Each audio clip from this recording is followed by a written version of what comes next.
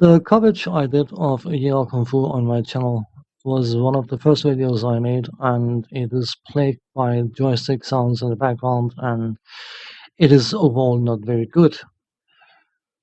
Add to that I have more or less become sort of a not really reviewer of older games. I decided it was time to redo a video of Yie Ar Kung-Fu and hopefully make it of a somewhat better quality. And of course, doing it in a review overview kind of way.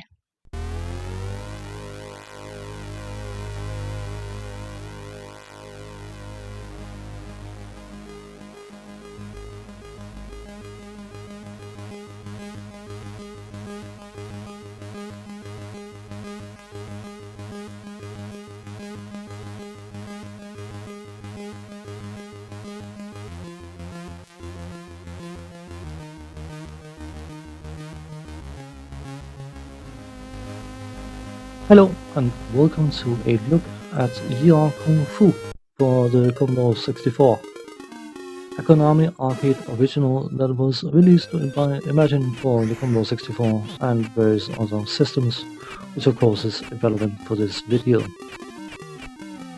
You play the role of Oolong, who enters a tournament in order to defeat various martial arts masters, hoping to ultimately become the Grandmaster, in memory of his dad who was killed by the current Grandmaster. As the title of the game may imply, this is a Kung Fu inspired game. It would be a bit wonky, I suppose, if the game was called something Kung Fu and it turned out to be a boxing game. But it is worth mentioning that it is nice to see that a lot of effort was actually put into making the fighting feel and look distinctively Kung Fu-like. A lot of fighting games for around that time were distinctively karate inspired, but it definitely has fighting moves which feels very Kung Fu-ish. The problem, of course, is actually using the set moves, because you have punches, you have kicks, you have jump kicks, you have low kicks, you have lie on your back, kick them in the chin kicks, and let's just meet. Oh, hello, goodbye, that was great. But trying to do what I'm doing right now, which is to fight them straight up, is quickly going to become an not impossible feat, but an impractical feat. Yes, I'm showcasing what happens if I fight all opponents straight up and then I'm going to mold them afterwards. But that gives me some time to talk about the game. Considering this game is from 1985, this would be a relatively early Commodore 64 game, and as an arcade conversion, technically this is a very, very good arcade conversion. From a technical point of view, and I'm emphasizing technical yet again, this would easily rank as one of the top 5 arcade conversions for the Commodore 64. Graphically, it's not exactly arcade perfect, but it is very, very detailed and everything moves incredibly smoothly. And one thing to be said for this version specifically is the fact that the arcade conversion, or the arcade version even, is considered to be a very fast-paced game, and the Commodore 64 version actually plays even faster, which is not only a good thing. The level of detail is surprising for the age of the game, and the graphics in general are very, very pleasant to look at and very, very enjoyable.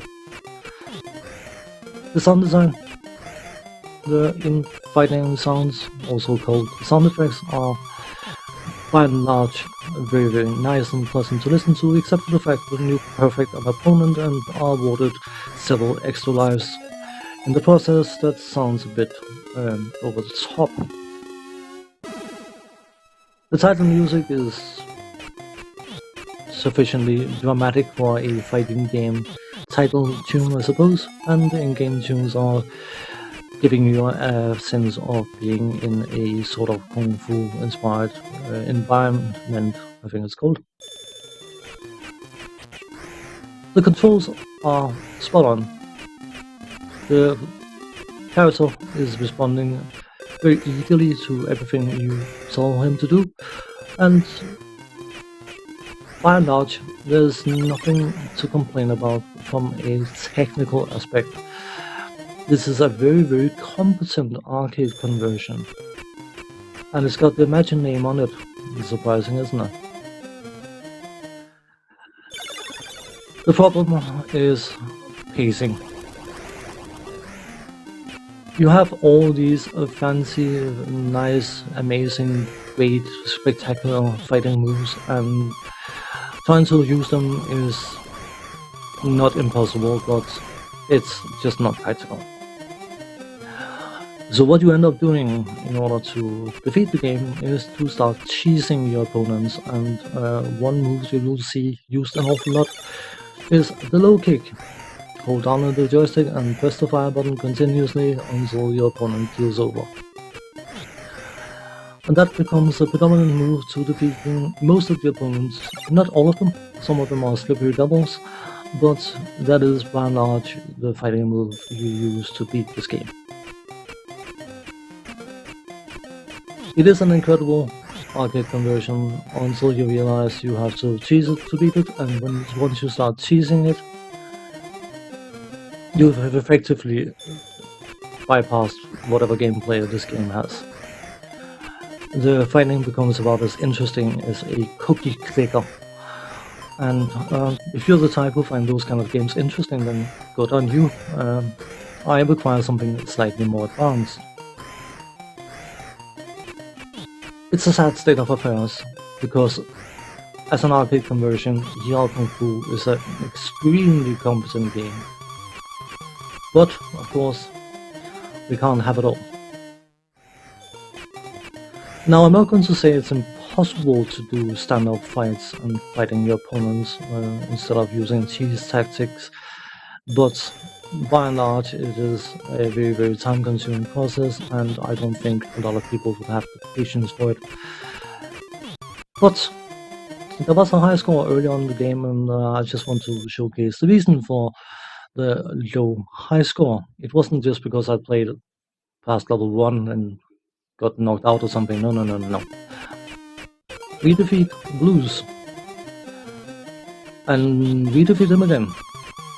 So that would be 20 levels done. And yet again.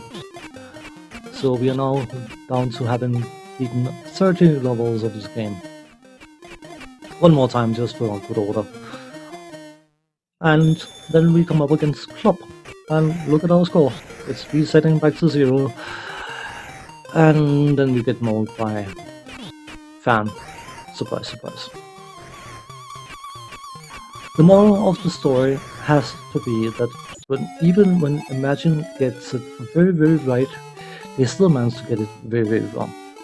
Thanks for watching, take care, see you next time. Bye bye for now.